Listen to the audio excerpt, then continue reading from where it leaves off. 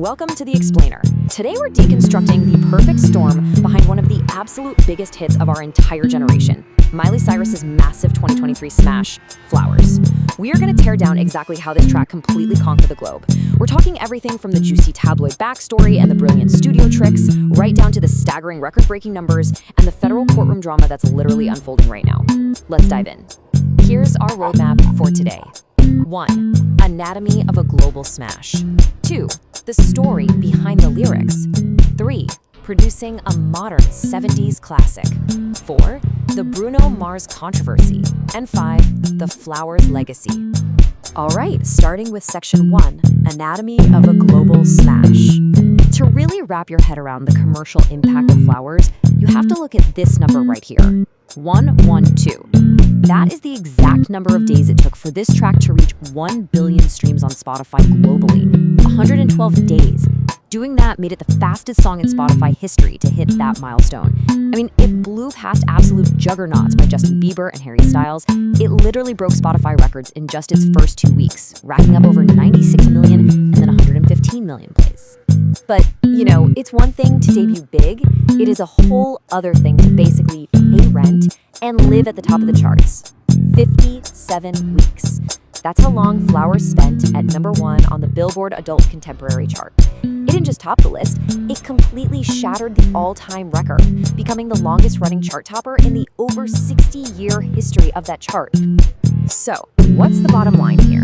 Flowers wasn't just a hit, it was the definitive global hit of 2023.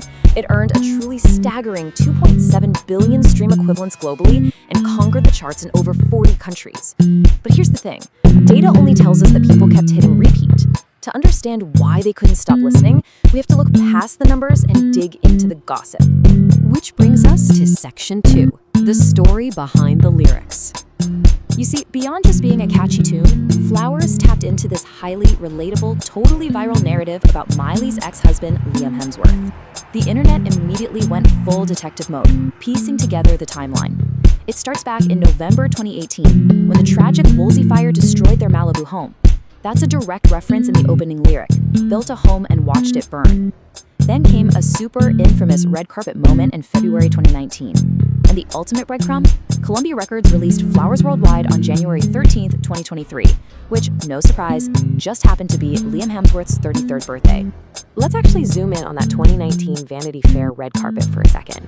Miley playfully grinded against Liam for the cameras. And his response, "Don't do it, sweetheart, we're on the carpet."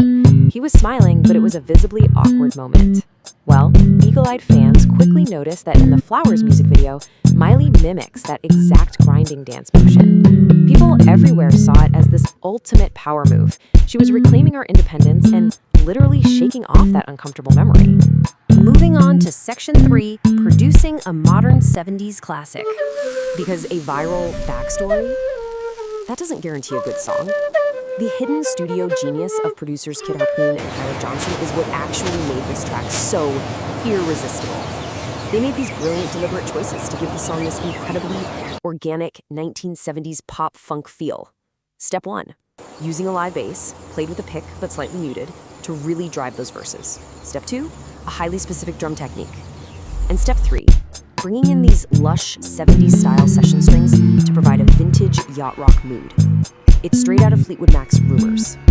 Let's break down that drum technique for a second, because honestly, it is the secret to the song's entire bounce. They used what's called gated drums, created with sidechain compression. Think of it like an invisible hand rapidly turning the volume dial down the absolute split second after the hi-hat is hit. It creates this really tight, choppy feel in the first half of the chorus. It's incredibly catchy, but it never overpowers Miley's vocals. And then came the final touches, the stuff producers actually call ear candy. They added shaker loops over the drums and layered these great offbeat claps. But crucially, they kept the human imperfections. There's a slight flam or delay between the clap and the snare, so it doesn't sound overly robotic or perfect. Wrap all of that in some vintage Neve preamp saturation, shift to a driving 4-on-the-floor disco beat for the chorus, and boom, you have an absolute masterclass in pop production. All right, section 4, the Bruno Mars controversy.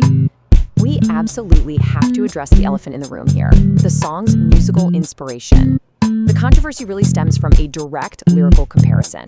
Bruno Mars's 2012 hit When I Was Your Man features these regretful lines, "I should have bought you flowers and held your hand." Miley brilliantly flipped this from a man's regret into a super confident anthem of self-reliance. I can buy myself flowers and hold my own hand. And the plot totally thickened when rumors started flying that Hemsworth had actually once dedicated that exact Mars song to Cyrus. But if we look at the underlying music itself, things diverge wildly. A really detailed music theory analysis from the Reddit community highlighted the fundamental differences here. When I Was Your Man is a slow piano ballad sitting at 73 beats per minute with a highly complex rhythmic melody. Flowers, on the other hand, it's a disco funk track at a brisk 118 beats per minute, relying on very simple driving quarter note verses. One Reddit user really hit the nail on the head, summarizing the community consensus. They said, the lyrics might share some similarities, but musically, they're pretty different. Sure, they're both in the key of C, but the actual music sets them apart. They pointed out that while both sad songs use an A minor chord, literally tens of thousands of pop songs do that. Ultimately, if you put their sheet music side by side, they simply do not match up. Well, despite all those musical differences, the lyrical similarities actually trigger some real legal action. Fast forward to September 2024, and Tempo Music Investments filed a federal copyright lawsuit in Los Angeles against Cyrus and her co-writers. Now, it's absolutely crucial to clarify this point. Bruno Mars himself is not named as a plaintiff in this. Tempo Music claims it owns a portion of the Mars track, and they're suing for unauthorized exploitation. Cyrus's legal team has filed for dismissal, and this case is very much continuing to unfold. Finally, Section 5, the Flowers Legacy. Putting all the legal battles and the tabloid rumors to the side for a minute, what is the actual lasting impact of this song? Well, the undeniable quality of the track was ultimately recognized by the Recording Academy.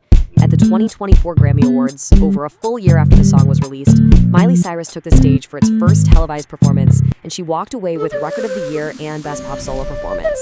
Incredibly, this marked her career first set of Grammy wins. Industry veteran John Zellner over at iHeartMedia really summed up its magic perfectly. He described it as a mass appeal song with a very strong hook and sounds like a song you already knew the first time you heard it. And that's really the industry consensus. Flowers is a masterclass in timeless songwriting. It is fully expected to be a staple on classic hits radio stations 20 years from now. Which leaves us with one final fascinating thought. When we look at this perfect storm, the incredible vintage production, the brilliant lyrical flip, and the highly publicized personal drama, we really have to ask ourselves, in today's era, does the anatomy of a perfect hit require both undeniable musical genius and irresistible controversy? Think about it, and let that spark your curiosity the very next time a song takes over the world. Thanks so much for joining me on this explainer.